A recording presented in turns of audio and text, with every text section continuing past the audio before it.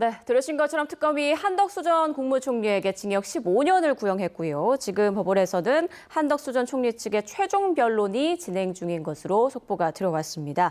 이번에는 이은희 변호사와 함께 이 내용 자세히 짚어보겠습니다. 안녕하십니까? 안녕하세요. 네, 징역 15년이 구형됐는데 좀 어떻게 보셨어요? 저는 제가 예상했던 것보다는 조금 낮게 구형을 한 것 같아서 아무래도 아마 이 내란 이제 계엄을 하고 나서 바로 또 해제가 되고 실질적으로 사상자가 나오거나 하는 일들이 좀 없었던 이런 것들을 이제 좀 평가했을 때 이 내란죄 자체를 그래도 조금 작게 보지 않았나 검찰에서 그러니까 그 정도를. 그래서 이게 원래 내란 우두머리 방조냐 아니면 내란에 대한 중요 임무 종사죄냐 이제 이게 가장 큰 쟁점이자 핵심 이제 범죄 혐의인데 내란 우두머리 방조로 보더라도 이제 그 형량이 원래 10년 이상 50년 이하로 되어 있거든요. 의율하도록 되어 있는데 지금 구형 자체가 요 범죄 혐의만이 아닌데도 15년 정도를 구형한 것이니까 사실은 아주 높은 구형은 아닌 겁니다.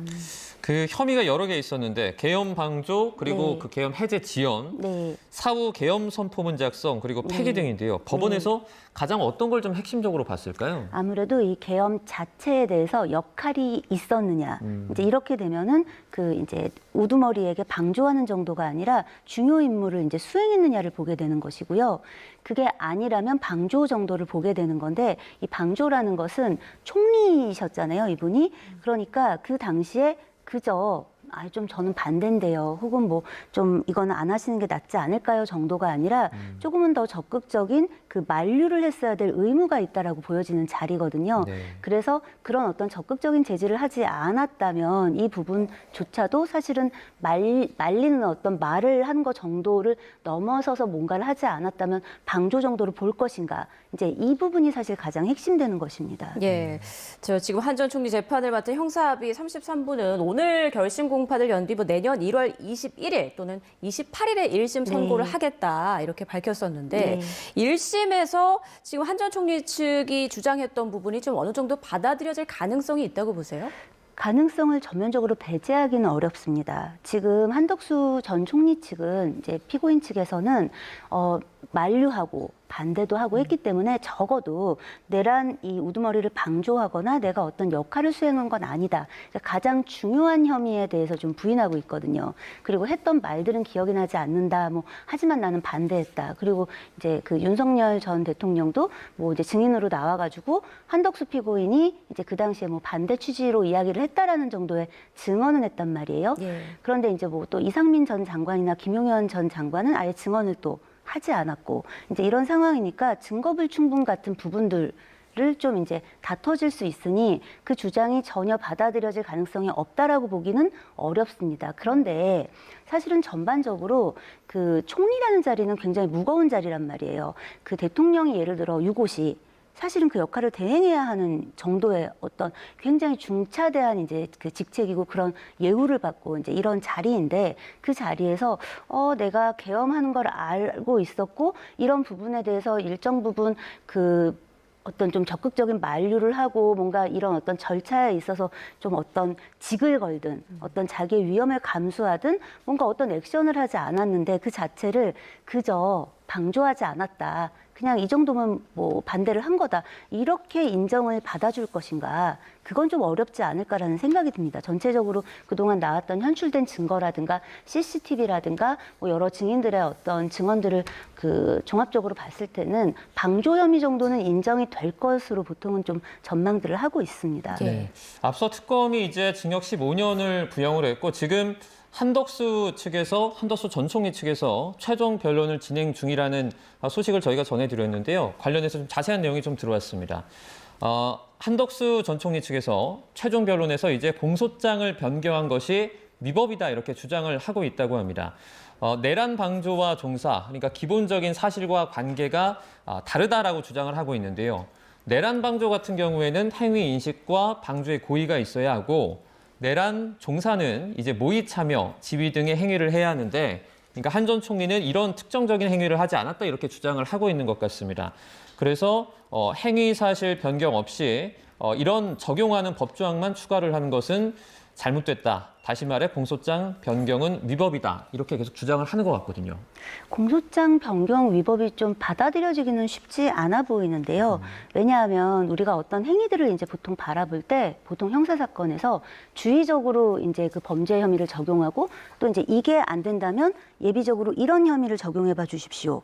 이렇게 이제 공소장을 구성하기도 하고요. 네. 또 어떤 것들이 뭐 경합한다라는 표현을 써요. 뭐 행위가 실체적으로 경합을 했니, 상상적으로 경합을 했니 같은 이야기들도 합니다. 그러니까 어떤 한 행위를 했는데 결과적으로 그게 여러 개의 범죄를 구성하기도 하고 뭐 이제 이런 일들이 있잖아요. 그렇기 때문에 이제 공소장 변경이라는 것은 이 공소 사실 자체에 동일성에 큰 문제가 없다면 그런 어떤 혐의들을 살펴봐 달라라고 하는 것들을 할 수 있도록 해놓은 거예요. 그래서 피고인의 방어권에 큰 지장이 없다면.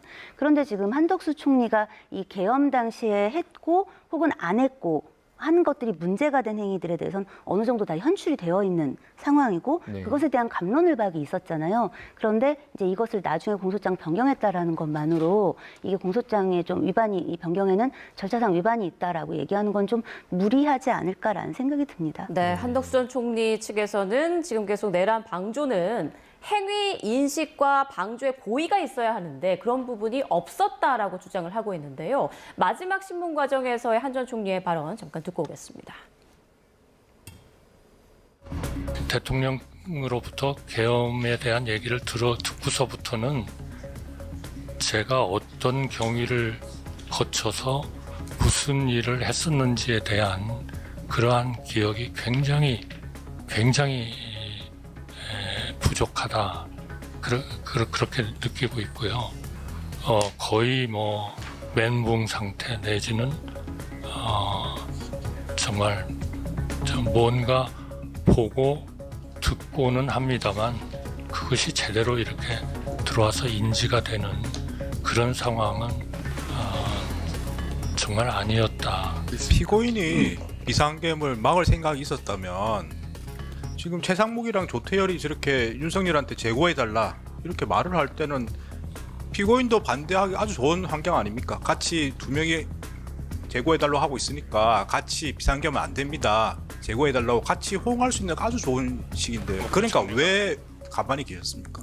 그러니까 저는 저 안에서 대통령께 말씀드렸고 그리고 2번 정도 들어갈 때마다 그게 저는 계속 만류하는 그런 입장을 계속 대통령께 전달을 하고 있었거든요. 근데 지금 생각해 보면 저도 더 좀 열심히 거기에 그 합류를 해가지고 그런 행동을 했으면은 훨씬 더 좋았겠다 하는 그런 뭐 아쉬움을 굉장히 가지고 있습니다.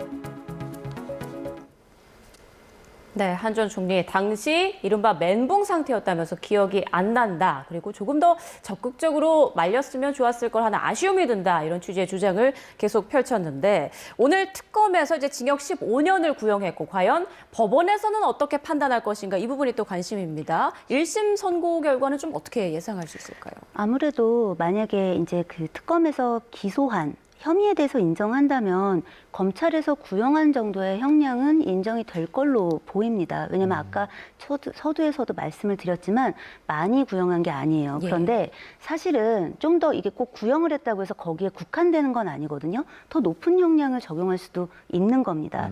저는 그 가능성이 있다고 보는 게 지금도 이제 지금 이 최후 진술 하고 있거나 이제 그 판사님과 재판장과 문답을 하는 과정을 보면 이제 뭐 기억이 안 난다라고 이야기하잖아요. 그런데 문건을 뭔가를 봤는데 그 내용이 기억이 안 날 수는 있죠. 시간이 흐르면 그리고 잠깐이었으면. 그런데 문건의 존재가 기억이 안 나는 게 쉬운가? 왜냐하면 본인도 이야기를 하시잖아요. 계엄 당시에 굉장히 당황했다.